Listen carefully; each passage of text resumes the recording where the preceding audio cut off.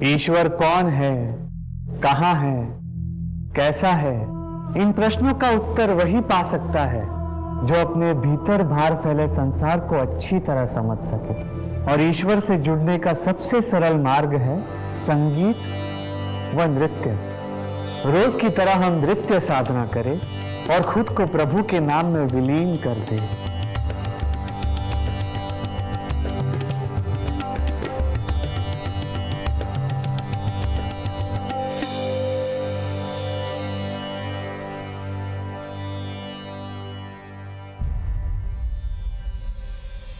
ठहरिए। आपको ज्ञात नहीं, प्रभु ब्रह्मचारी इच्छानंद सरस्वती जी महाराज के विश्राम गृह के आसपास महिलाओं का प्रवेश निषेध है। मुझे बाबा जी से बात करनी है, एक बार बात करवा दीजिए। बाबा महिलाओं से अकेले नहीं मिलते। आपके साथ कोई पुरुष या सगा संबंधी आया है? बाबा जी। पाप मत करो। बोलिए, क्या परेशानी है आपकी? बाबा जी, मैं आपकी बहुत बड़ी भक्त हूँ। आपके आशीर्वाद से मैंने और मेरे पति ने बहुत तरक्की की है। हाल ही में हम लोगों ने एक घर खरीदा है। हम चाहते हैं कि आप हमारे घर आके पूजा करें। हम आपके साथ ही गृह प्रवेश करना चाहते हैं। आप अपने पति को हमारे पास भेज दीजिए, हम अवश्य चलेंगे। ठीक है?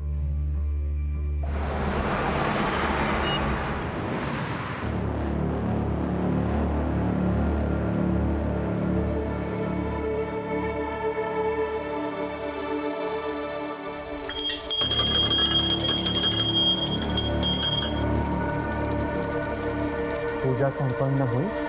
अब हम आपसे विदा लेते हैं। बाबा जी, इतनी कड़ी धूप में आप वापस गाजियाबाद जाएंगे, वो भी खाली पेट?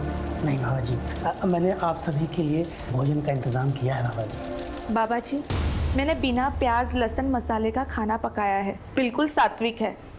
अगर आप भोग लगाएंगे तो हम सब खाना खा पाएंगे।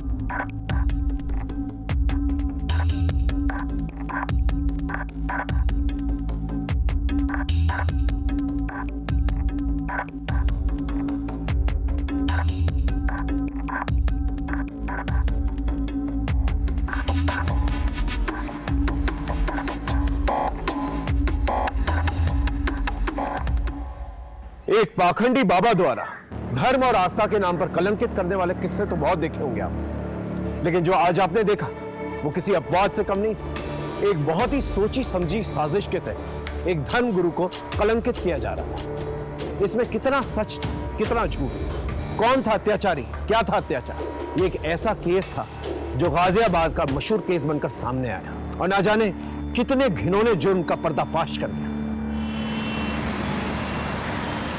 तो चेयरपर्सन मैडम, आपके हेल्प के लिए थैंक यू। मैं घर के बाहर तो एक लड़ाई जीत गई, लेकिन अपनों से हार गई हूँ। ऑफिस, गली, मोहल्ले, हर जगह उसकी वजह से नाक में दम हो गया है। मेरे माँ बाप, फ्रेंड्स, रिलेटिव कोई मेरे साथ नहीं है। मैं अकेली पड़ गई हूँ और सोचती हूँ कि मैं जिंदा क्यों हूँ।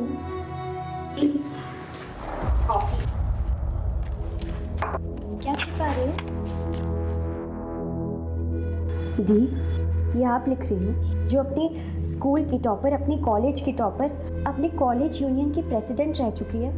दी, you were an inspiration to everyone. थी, हो नहीं। अब तो ना मेरे पास जॉब है, ना मेरी लाइफ है और ना ही पैसे हैं। दी, मेरी मानो तो आपको पापा की बात मान लेनी चाहिए।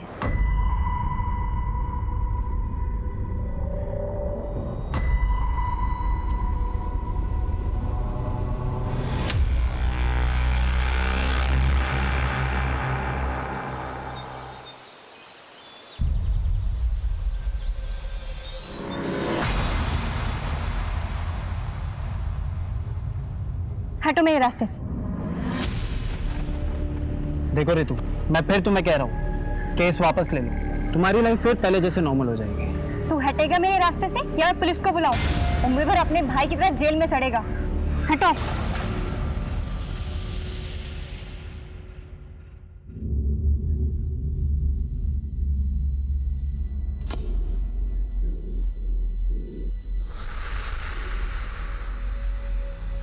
अब मेरे सामने ऐसे ब्रह्मचर्य का जाप करने से क्या होगा?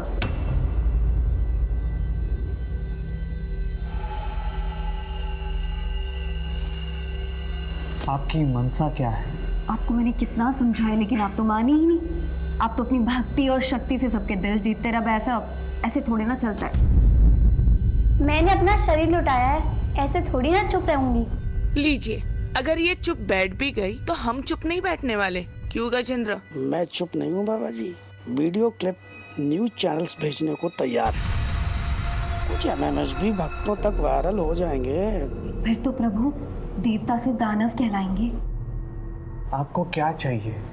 सिर्फ 4 करोड़।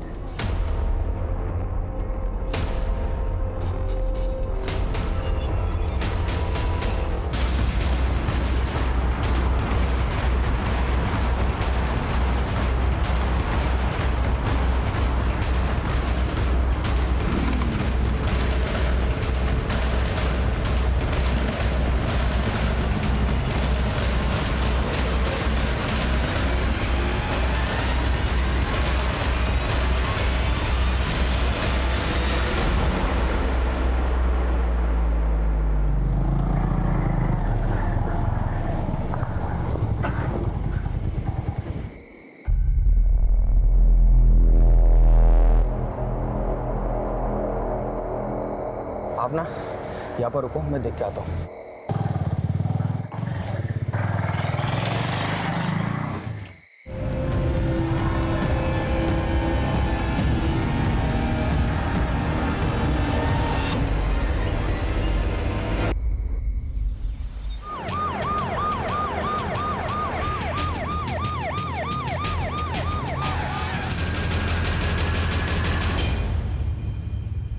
सर मुझे लग रहा है इस सब में दीपेश या उसकी फैमिली का इन्वॉल्वमेंट हो सकता है, क्योंकि ऋतु बादल की वजह से उसकी फैमिली को काफी जिल्लत झेलनी पड़ी थी। क्या नाम था लड़के का? दीपेश तोमर सर। क्या हुआ? अभी भी जेल में। केस की सुनवाई हो चुकी है लेकिन केस का फैसला आना बाकी है। मोबाइल फोन या पर्स वगैरह कुछ मिला? No sir. बॉडी को पंचनामे के बाद पोस्टमार्टम के लिए भेज दो।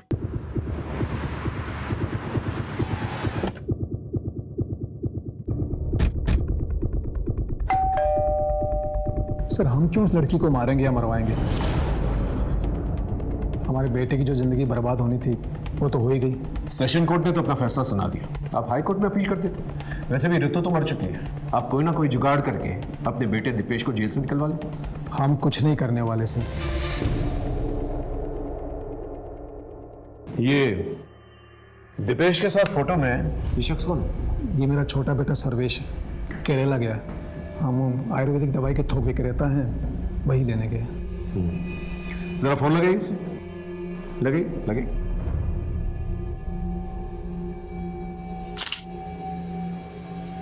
The number you are trying to call is currently switched off. Sir switch off. Switch off. एक काम करो, इनके फिंगरप्रिंट्स लो।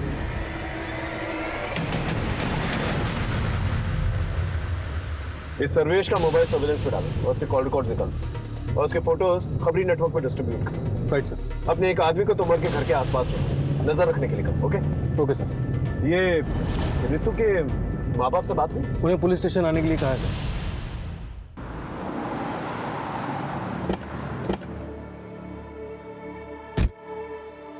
सर मेरी बेटी लड़ाई लड़ते लड़ते थक गई थी, फिर भी उसे किसी ने मार दिया। हमारी ऋतु बचपन से ही दिमाग तेज और निडर लड़की थी, लेकिन इस रेप केस वाली घटना के बाद उसे और हमें सबको तोड़ के रख दिया था सर। उसने कुछ बताया था कि वो उस रात कहाँ गई? उससे ज्यादा कुछ पूछते नहीं थे सर। उससे कुछ पूछते तो वो जल्दी चिढ़ जाते थे। मेरी बेटी अंदर से बहुत ही टूट गई थी। सर, ये लेटर रितु दीदी के डेस्क से मिला था।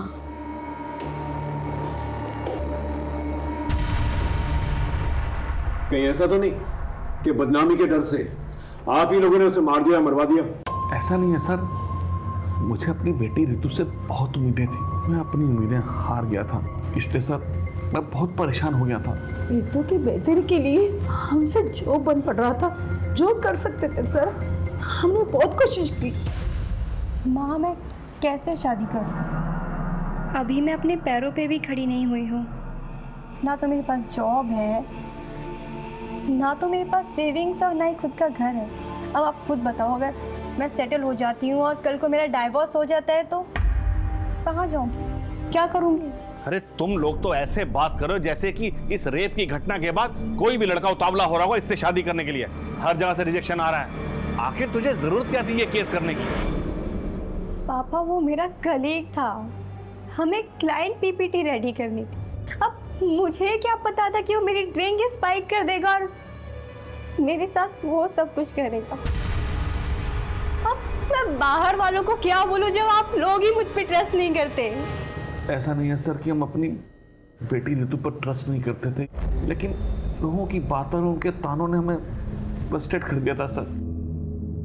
और जैसे जैसे ये केस की सुनवाई होती रही, मीडिया और सोशल ऑर्गेनाइजेशन ने उसकी लड़ाई को सराहा और इसके बाद रितु के मन में आत्मविश्वास फिर से जगने लगा था। फिर सर हमने उसे नए सिरे से सब कुछ करने को कहा। देख बेटा, जो मैं तुझे उपाय बता रहा हूँ ना, उसे मान। मैं किसी साधु संत के पास नहीं जाऊँ, पर किसी साइकेट्रिस्ट को तो कंसल्ट कर सकती है। I mean, किसी से भी कंसल्ट करो, पर करो, जाओ कहीं। उसके बाद वो कहाँ गई? सर फिर वो साइकेट्रिस्ट डॉक्टर रूपसी बसी से मिलने गई थी। सर, रितु के मर्डर में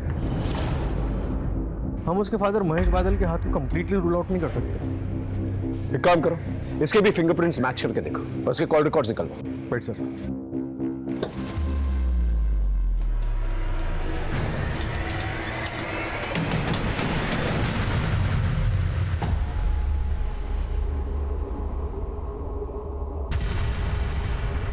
पिछले महीने का चढ़ावा आप पहले ही ले जा चुकी हैं। अब जो कुछ भी जमा पूंजी है यही है। प्रणव, ये हमारे आश्रम के गहने पैसे हैं, ये हम ऐसे ही किसी को नहीं दे सकते। आप रहेंगे, आपकी आस्था रहेगी, तभी तो ये आश्रम रहेगा।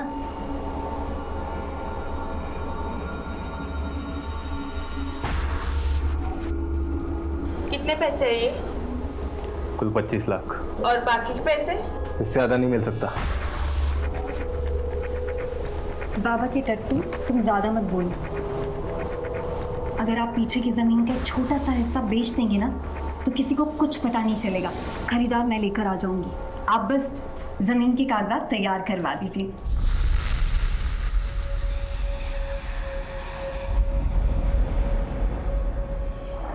हाँ जी, मैं रितु बादल की साइकेट्रिस्ट हूँ। रितु मेंटली बहुत स्ट्रांग थी, मेडिटेशन और रनिंग से वो क्विकली रिकवर कर रही थी। डॉक्टर, आज तो रनिंग करते वक्त मेरे पीछे मेरे रेपिस्ट का भाई पड़ गया था। व्हाट? लेकिन मैंने उसे डांट कर भगा दिया। मैंने बोला कि मैं पुलिस में कंप्लेंट कर दूंगी। That's great. ऐसे ही अपनी जीने की चाहत और जोश को बनाए रखो। बस 3-4 सेशन और फिर तुम्हें मेरे पास भी हफ्ते में 2 बार आने की जरूरत नहीं है, महीने में 1 बार आ जाना। एक्चुअली मैं भी आपको यही बताने वाली थी कि अब आगे से मैं आपके पास नहीं आ पाऊंगी, क्योंकि मुझे मेरे स्पिरिचुअल गुरु मिल गए हैं। उनसे बातें करना, उनकी बातें सुनना मुझे बहुत अच्छा लगता है। उस गुरु के बारे में कुछ बताया था उसने? वो कौन था, उसका नाम क्या था? इच्छानंद सरस्वती जी।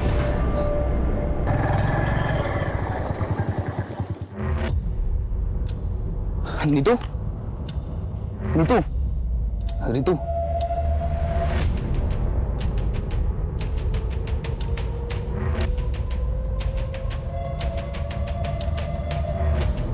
Ritu, I am sorry.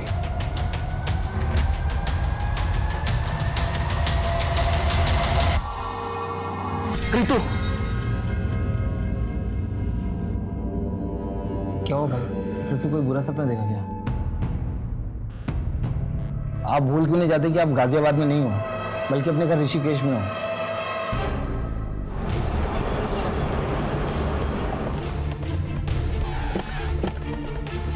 कोई कहता है नौकरी परेशान कर रही है, कोई कहता है पत्नी परेशान कर रही है, कोई कहता है माँ बाप परेशान कर रहे हैं, कोई कहता है बच्चे परेशान कर रहे हैं।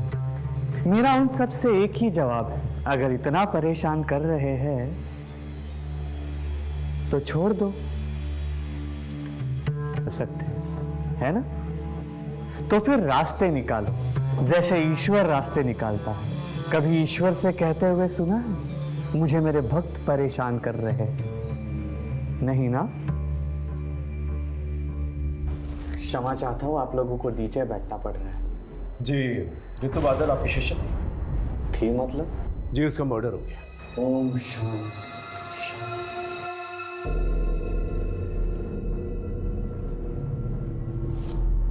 कब? 3 दिन पहले। बहुत तेजस्विनी थी वो, बेहद दुखद समाचार है। वो प्रभु के पास बहुत ही दुख दुविधा की घड़ी में आई थी। बाबा जी, मुझे लगता है कि मेरे आसपास सब फेक है, कोई अपना नहीं है, कोई मुझे लाइक नहीं करता, कोई लव नहीं करता, करेगा भी नहीं और जरूरत भी नहीं। आप पहले अपने आप से प्रेम करो, because you are your best company. आप अपने सबसे अच्छे साथी हैं, सबसे अच्छे प्रेमी हैं। उसके बाद वो हमारे आश्रम में रोज आती, सत्संग के समय महिलाओं के घेरे में खूब नाचती और हमेशा खुश रहती। उसके बाद मैंने सुना कि वो भोजनालय में अपनी सेवा देती, बागबानी करती, चिड़ियों को दाने डालती। जब उसने आश्रम आना बंद कर दिया तो आपने उसके माँ बाप से पूछा नहीं कि वो क्यों नहीं आ रही? ये तो खुला आश्रम है, ना किसी को आने की मनाही है ना जाने की।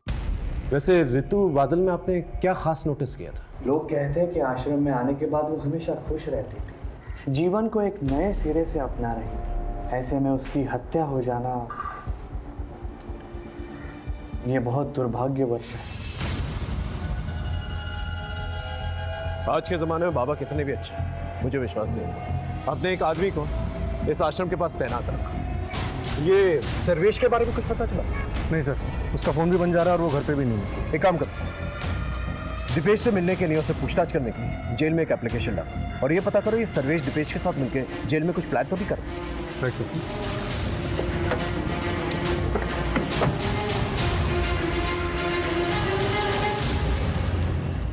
ये रही ऋतु बादल की पोस्टमार्टम रिपोर्ट के हिसाब से मौत रात 11:30 से 1:30 के बीच में हुई और मौत गला दबाने की वजह से हुई। इसके अलावा कोई खास इन्फॉर्मेशन नहीं है। कॉल रिकॉर्ड्स में कोई सस्पिशियस?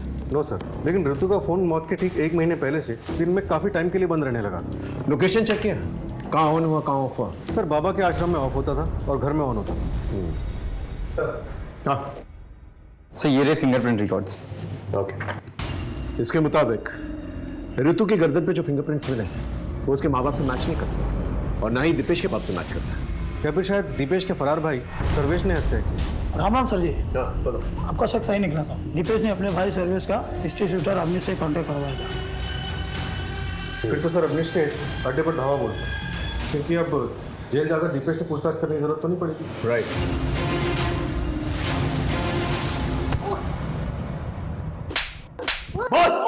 बता दो सब सर्वेश मुझे मिला था और उसने ऋतु बादल को मारने की बात भी किया था मुझसे।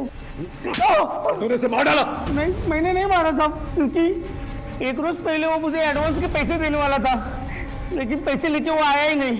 फिर दूसरी सुबह हमें पता चला कि उस लड़की की मौत हो गई। भगवान की कसम साहब, सच बोल रहा हूँ। ये सर्वेश तुमर के बारे में पता कर।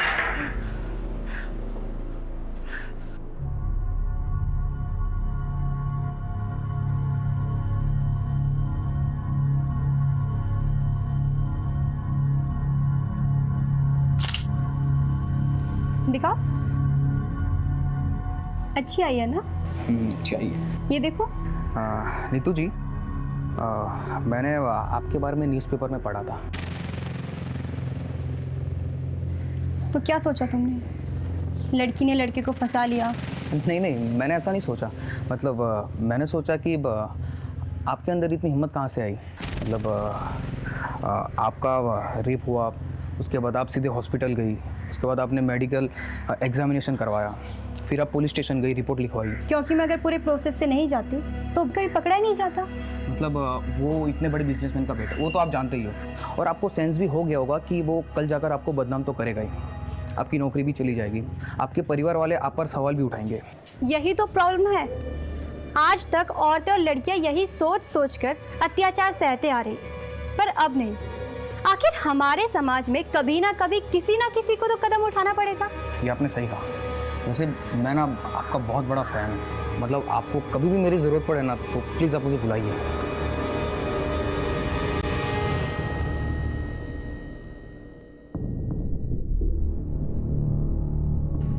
ऋतु बादल ने AA इंटरप्राइजेस के खिलाफ केस दर्ज किया, लेकिन क्यों?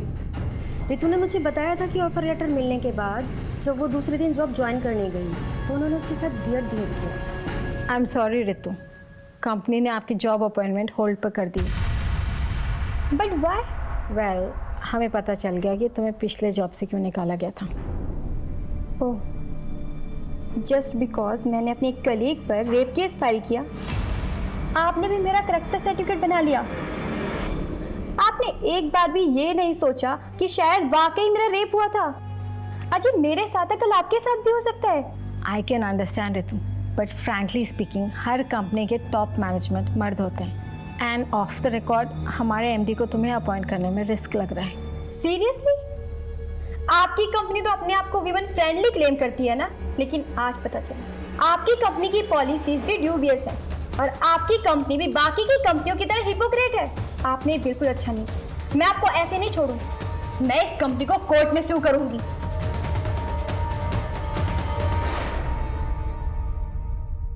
अब ऋतु रही नहीं है तो केस का कोई फायदा नहीं है, कंपनी ने एम्प्लॉय को भी निकाल दिया है। सर, हो सकता है कि उस एम्प्लॉय ने बदला लेने के लिए ऋतु का मर्डर कर दिया या फिर करवा दिया। उस एम्प्लॉय की डिटेल्स है आपके पास? ये उसका बायोडेटा।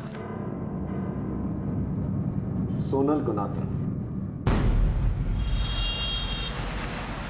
मेरी कंपनी ने मुझे सिर्फ एक पंचिंग बैग के जैसे यूज़ किया है। मेरे MD ने खुद एक पेपर लाके दिखाया था मुझे, जिसमें लिखा था कि ऋतु ने पिछली कंपनी पर एक रेप केस डाला और मुझसे उन्होंने कहा कि ऋतु को जॉब से बाहर निकाल दो। फिर बाद में जब ऋतु ने इस कंपनी पर केस डाला तो मेरे MD ने कंपनी की इमेज को साफ सुथरा रखने के लिए मुझे जॉब से बाहर निकाल दिया और कहा कि ऋतु को एम्प्लॉय करने का डिसीजन मेरा पर्सनल डिसीजन था, ना कि कंपनी का डिसीजन। आप 10 तारीख को रात को 11:30 बजे से 1:30 बजे के बीच में कहाँ थी? सर, मैं अपने PG में थी, गौतम नगर में। ठीक है, आप जा सकते। इसके स्टेटमेंट को क्रॉस चेक करो, देखो ये सच बोल रही है। ऋतु मर्डर केस में हमारे पास कोई ठोस सबूत नहीं था, लेकिन हमारे शक के दायरे में ऋतु के माँ बाप, रेपिस्ट दीपेश तुमर, उसका बाप और उसका भाई सोनाल गुनात्रा, और साथ ही साथ ब्रह्मचारी इच्छानंद सरस्वती का वो आश्रम था। क्योंकि हमारे पास कोई ठोस सबूत नहीं था, इसलिए हम किसी को अरेस्ट नहीं कर सकते थे। सर्वेश तोमर अभी भी लापता था, लेकिन यह पता लगाने के लिए कि उसने मर्डर किया है कि नहीं, हमने उसके पर्सनल टूथब्रश को फिंगरप्रिंट्स एनालिसिस के लिए भिजवा दिया था। और इसी बीच हमें एक लीड मिली। हेलो साइबर सेल, ऋतु बादल की इंफॉर्मेशन शेयर की थी मैंने, उसका कुछ पता चला? इंफॉर्मेशन करेक्ट है, थैंक यू सर। एक सुराग मिला है, ये देखिए। ऋतु बादल का सोशल मीडिया पे 2 अकाउंट्स हैं, एक ये और एक ये। एक नॉर्मल ऋतु बादल के नाम से और एक योगिनी ऋतु बादल के नाम से।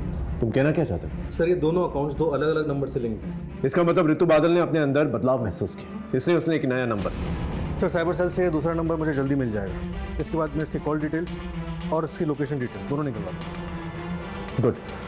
नमस्ते बाबा जी। ये लीजिए।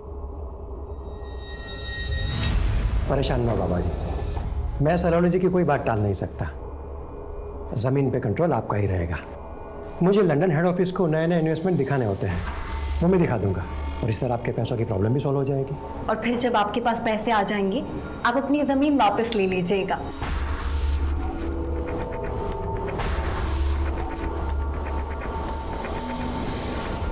सर, ये देखिए ऋतु के दूसरे नंबर के कॉल रिकॉर्ड्स। ये नंबर ऋतु की मौत से 10 दिन पहले लिया गया था। और सर ये देखिए, 10 तारीख की शाम 6:30 बजे ऋतु को किसी आनंद प्रसाद नाम के आदमी ने फ़ोन किया था, और उसके बाद 10:30 बजे रात को उसका फ़ोन लोकेशन आनंद प्रसाद का घर दिखा रहा है, और फिर आधे घंटे बाद उसी एरिया में उसका फ़ोन स्विच ऑफ हो जाता है, और 15 किलोमीटर दूर ऋतु की मौत। एक काम कर, इस आनंद प्रसाद की डिटेल्स दिखा। Okay sir.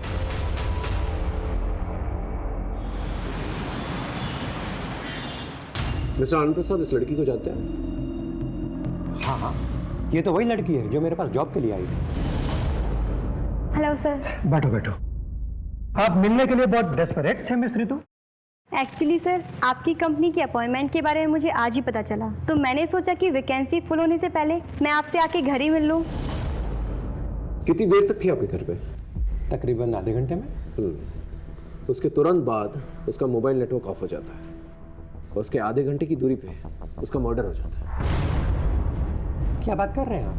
मैंने तो उसे जॉब पे रखने का मन बना लिया था। ठीक है, थैंक यू वेरी मच, आप जा सकते हैं।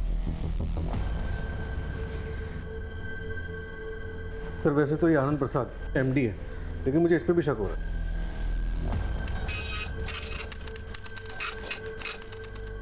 मिस्टर आनंद प्रसाद, ये रहे आपके कॉल रिकॉर्ड्स। इसके मुताबिक आप बहुत यंग लड़कियों के संपर्क में थे। So what? Is there any problem? Yes, there is. ये यंग लड़कियां सावली सलोनी आपको भेजा करती थी। ऋतु को भी सावली सलोनी ने आपको भेजा था, और सावली सलोनी खुद जिस्म फरोशी के लिए जेल जा चुके हैं। अब आप सच बताएंगे, क्योंकि ऋतु बादल का मर्डर हो चुका है, जो आपके घर आई। बोलिए।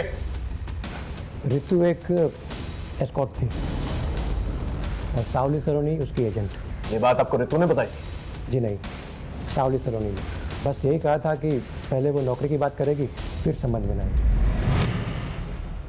जॉब तो तुम्हें टिप समझ कर दे दूंगा, लेकिन जिस सर्विस के लिए पैसे लिए हैं वो तो शुरू करो।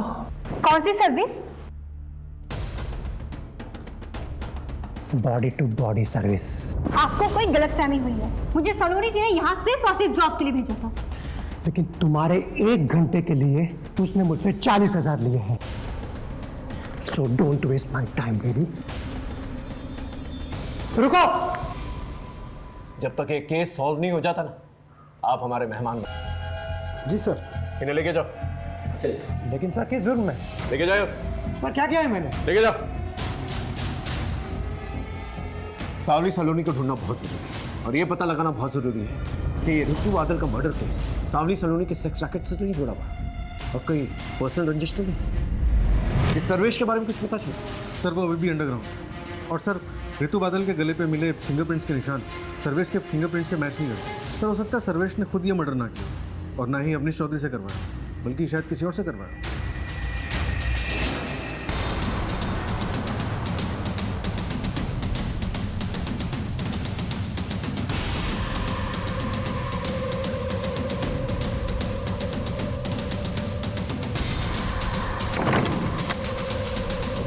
क्या हुआ? बाहर पुलिस आई है। पुलिस? तोड़ दो। पुलिस आ गई। छापा पड़ गया है। भागो।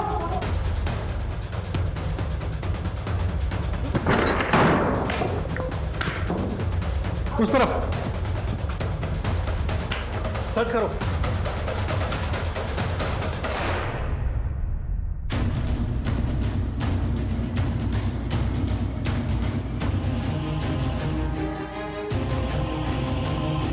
सर एक हार्ड डिस्क मिला है, और इसके अलावा सारा सामान रेगुलर है। ठीक।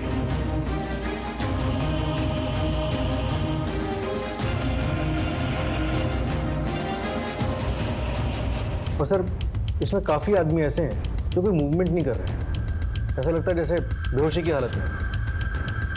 सर एक और वीडियो है।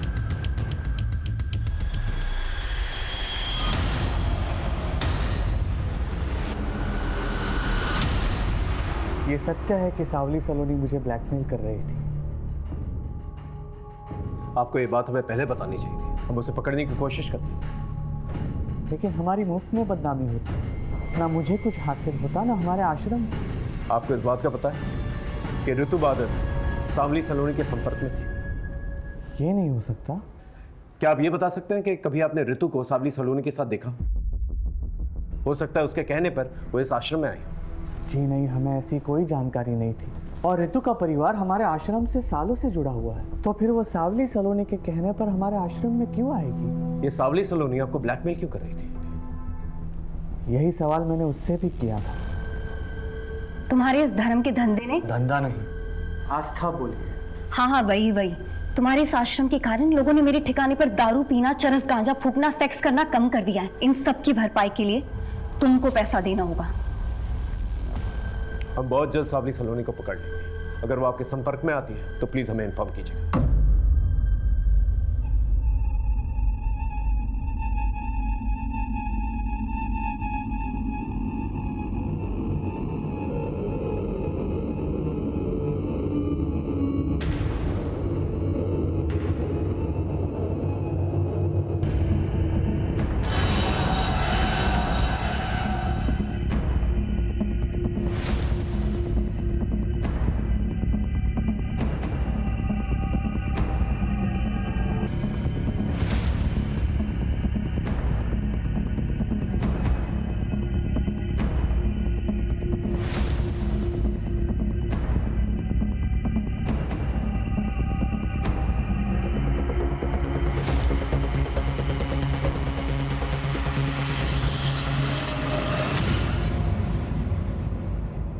सर मैंने ऋतु बादल, सावली सलोनी और आनंद प्रसाद इनके कॉल रिकॉर्ड्स को क्रॉस चेक किया और सर एक नंबर कॉमन पाया।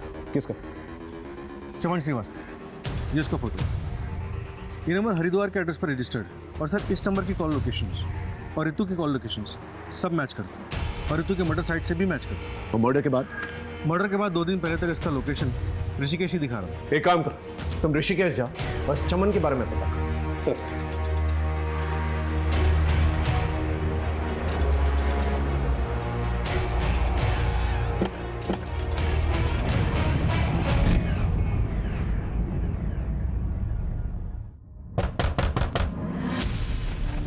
जी चमन श्रीवास्तव जी, मेरा भाई है। आप कौन?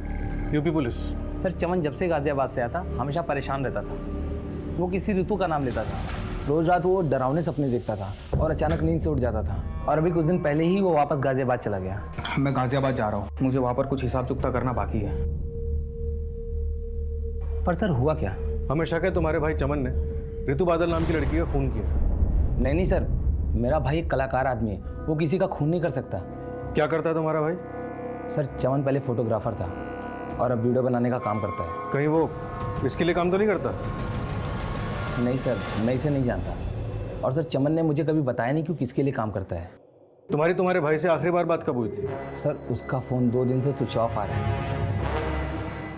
ऐसे बहुत सारे सवाल थे जिसका जवाब अभी तक हमारे पास नहीं था, जैसे ऋतु और चमन का कनेक्शन, ऋतु और सावली सलोनी का कनेक्शन, और इन सब में सावली सलोनी इच्छानंद सरस्वती को ब्लैकमेल क्यों कर रही थी। जब तक हम इन सवालों के जवाब ढूंढते, हमें एक लाश मिली जिसने हमारी उलझने और भी बढ़ा दी।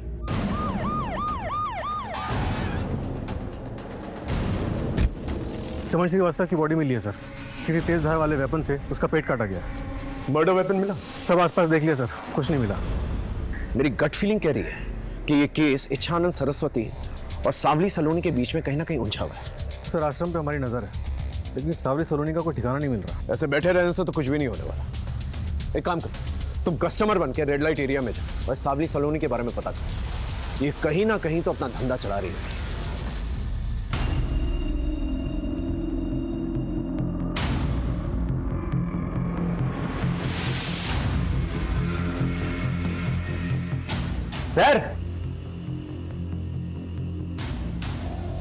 सर क्या चाहिए? एक बात बताओ, कोई कॉलेज का कौला माल मिलेगा क्या? एकदम बढ़िया पटाखा, मतलब वो समझते हो ना, एयर होस्टेस मॉडल टाइप का वैसा। यहाँ तो सिर्फ इंफॉर्मेशन मिलेगा, बाकी काम तो होटल में होगा, लेकिन पैसा बहुत लगेगा। तो भैया पैसों की चिंता मत करो, बस तुम माल दिखाओ तो एकदम टकाटक होना चाहिए। एक मैडम है, बात करके बताता हूँ।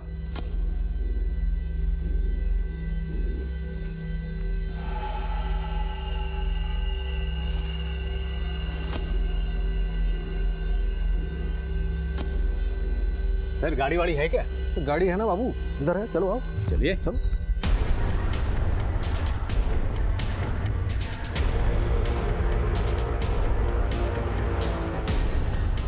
ये लोग आनंद विहार की तरफ जा रहे हैं, फॉलो करते रहो, लेकिन डिस्टेंस बना के रखो।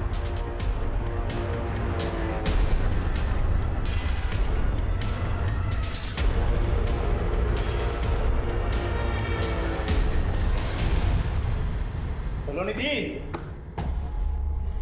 सर ये सलोनी जी ही हैं जिसके पास गाजियाबाद में किसी भी टाइम पर टॉप क्लास की इंटरनेशनल लड़कियां मिलती हैं। अच्छा, तो ये हैं। आप इंजॉय कहाँ करेंगे, यहाँ या होटल में?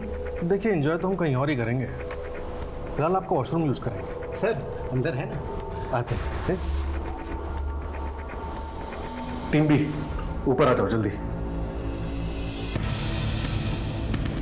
चलिए, आप दोनों को एंजॉय कराते हैं।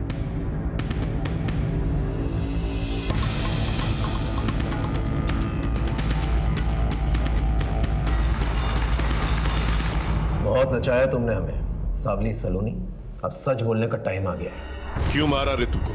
नहीं सर, मैंने उसको कोई मर्डर नहीं किया और ना ही मैंने उसका मर्डर करवाया। हाँ, मैंने उसे अपने क्लाइंट के पास ज़रूर भेजा था।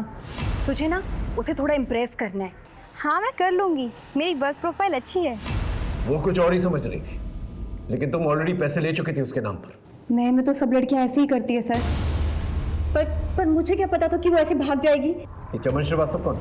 वैसे तो वो वीडियो बनाता है, पर लड़कियों की सिक्योरिटी के लिए हम उसे साथ में भेज देते थे, पर वो उस ऋतु को पसंद करने लग गया था और उसी ने उसे भगाने में भी मदद की थी। इसलिए तुमने उसका मर्डर कर दिया? नहीं सर, मैंने किसी को नहीं मारा सर। चलिए 1 मिनट के लिए मान लेते हैं कि तुमने ऋतु और चमन को नहीं मारा, लेकिन ब्रह्मचारी इच्छानंद सरस्वती, उसे तो ब्लैकमेल किया ना तुमने? बिल्कुल किया था सर, करती नहीं तो वो रास्ते पे कैसे आता। ऋतु तो काफी सुलझी हुई लगी, तुम्हारे संपर्क में कैसे? मेरे पार्टनर की मदद से, उसी ने उसे धोखे से मेरे पास भेजा था। कौन है तुम्हारा पार्टनर?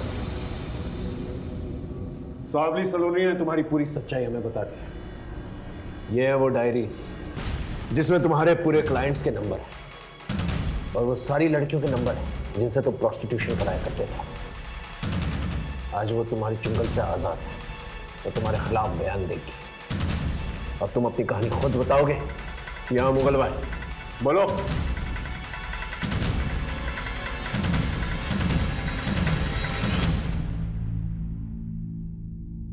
देखिए, मैं पहले ही क्लियर कर दूं कि ना ही मैंने ऋतु को मारा है ना मरवाया है।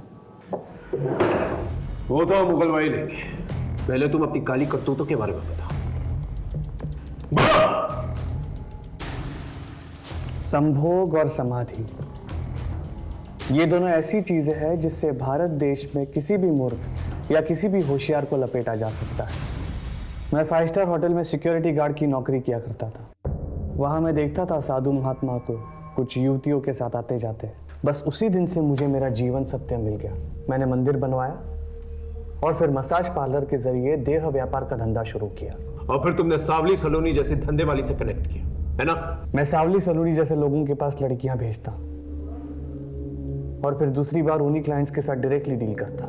इसलिए सावली सलोनी अपना पैसा निकलवाने के लिए तुम्हें ब्लैकमेल कर रही थी। अरे ऐसे थोड़ी ना, हमारा नेटवर्क कश्मीर से लेकर कन्याकुमारी तक और सूरत से लेकर कोलकाता तक फैला हुआ है। आप देश विदेश कहां भी जाओ, हमारी सेवाएं आपको एक फोन कॉल में उपलब्ध की जाएंगी। वो 17 फोन हमें मिल चुके हैं और वो नई लड़कियों को जो नया नंबर देते थे उसके बारे में ही पता चल चुका है, जैसे तुमने ऋतु को दिया था। लेकिन बहुत बड़ी गलती कर बैठे तुमने ऋतु को अपने प्रेम जाल में फंसा दिया। तुम्हारे अड्डे से हमें ये चिट्ठी मिली है जिसमें साफ साफ लिखा है ऋतु ने कि आपके प्रेम ने मुझे हमेशा हमेशा के लिए बदल दिया। पहाड़ बना सकता है तो फिर लड़कियों से वेश्यावृत्ति करवाना ये कौन सी बड़ी बात थी? वो मेरे प्यार में बाहर कुछ ना बोलती और फिर धीरे धीरे उन्हें इस जीवन की आदत पड़ जाती। लेकिन ऋतु ऐसी लड़की नहीं, इसीलिए मैंने ऋतु को नौकरी के लिए सावली सलोनी के पास भेजा था। तुम एक काम करो, तुम सावली सलोनी से जाके मिलो। वो हमारी परम भक्त है, वो तुम्हें सही इंसान से मिलवा देगी जो तुम्हें बेहतरीन नौकरी देगा। थैंक यू सो मच बाबा जी।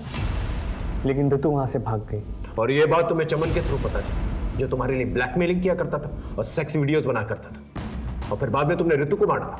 मैंने ऋतु को नहीं मारा, लेकिन हाँ, चमन ऋतु को भगा कर ले गया था। जब तक हम लोग वहां पर पहुंचे तब तक ऋतु मर चुकी थी और चमन भी गायब था। चमन गायब नहीं हुआ था, तुमने उसे मार दिया। मारा नहीं, मुक्ति दी थी। रितु की मौत से व्याकुल हो गया था वो, बार बार पुलिस के पास जाने की धमकी दे रहा था। मैंने बहुत समझाया उसे, लेकिन वो नहीं समझा। अब समझने की भारी तुम्हारी है, और तुम्हें समझाएगा देश का कानून। ऐसा केस बनाऊंगा ना तुम्हारे खिलाफ कि तुम्हारा बड़ा सा बड़ा क्लाइंट जो है तुम्हारी बेल नहीं दे पाएगा। अगर रितु को बाबा ने नहीं मारा तो फिर किसने मारा?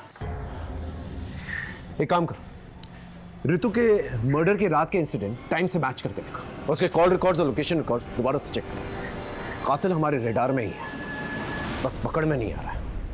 रितु ने चमन के फोन से आपके लैंडलाइन नंबर पर उस रात आप लोगों को फोन किया था। आपस में फैसला कर लीजिए आप कि रितु को किससे मारा है। सर मैंने मारा अपनी बेटी रितु को, उसका फोन आया था मेरे पास। पापा वो आपका इच्छा आनंद बहुत ही गिरा हुआ आदमी है, वो बहुत ही घटिया इंसान है। वो उसने मुझे प्रोस्टिट्यूशन में डालने की कोशिश की। मैं अपने एक दोस्त के साथ ग्रीन पार्क के गेट नंबर 2 के पास हूँ। पापा प्लीज जल्दी आ जाओ। सर मैं उससे बहुत तंग आ गया था और बाबा की बुराई मैं नहीं सुन सकता था, इसलिए गर्दन दबाकर मैंने उसे मार दिया। झूठ बोल रहे सर, रितु का फोन मुझे आया था। सर बाबा जी को हम पूछते हैं और रितु फोन पे बाबा जी के बारे में अनाप शनाप बके जा रही थी। बस गुस्से में आकर मैंने उसे मार दिया। नहीं इंस्पेक्टर साहब, रितु को मैंने मारा है। नहीं साहब, मैंने मारा है सर। सर मैंने मारा है सर। ये रहे आप लोगों के फिंगरप्रिंट रिकॉर्ड्स। ये रितु के गर्दन पे मिले फिंगरप्रिंट रिकॉर्ड्स और आप दोनों के फिंगरप्रिंट रिकॉर्ड्स मैच नहीं होते।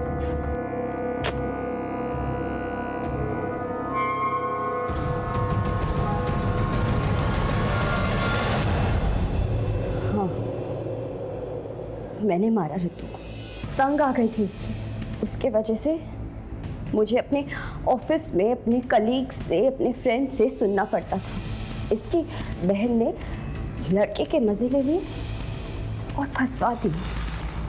लेकिन ये बात सच नहीं थी, तुम भी जानती थी। हाँ, पर रितु बहुत फॉरवर्ड थी, तो मुझे लगा शायद अटेंशन के लिए इनवाइट किया होगा। उसकी वजह से मुझसे सब लड़के कटने लगे थे। अरे इसके साथ डेट पर मत जाना, वरना रेप के चार्जेस में अंदर करवा देते। पर फिर जब उस दिन उसने वो बाबा के धोखेबाज वाली बात की तो फिर मेरी सटक गई। मुझे लगा ये सारे पंगे इसी के साथ क्यों होते हैं? शायद यही सब कुछ करती होगी और मैंने मार दिया उसको। और ये बात तुमने अपने माँ बाप को बताई। वो एक बेटी तो खो ही चुके थे, दूसरी नहीं खोना चाहते थे, इसलिए तुम्हें प्रोटेक्ट कर रहे थे। हाँ सर। ब्रह्मचारी इच्छानंद सरस्वती एक फ्रॉड, एक धोखेबाज इंसान है और उसकी आस्था में आकर तुमने अपनी बहन को ही मारा।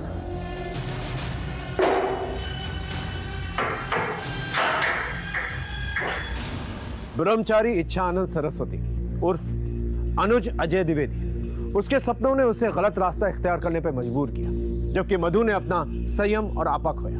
खून और आदर्शों के रिश्तों पर भरोसा ना करके उसने अधर्म का रास्ता चुना और गुनाह कर बैठी। पैसों और जिस्म की रंगीनियों से दूर रहे। इसी दस्तक के साथ मैं सीनियर इंस्पेक्टर हिमांशु रावत आपसे विदा लेता हूं। फिर मिलेंगे एक नए केस के साथ। तब तक देखते रहिए क्राइम पेट्रोल दस्तक, क्योंकि मकसद बताना नहीं, बचाना है। जय हिंद।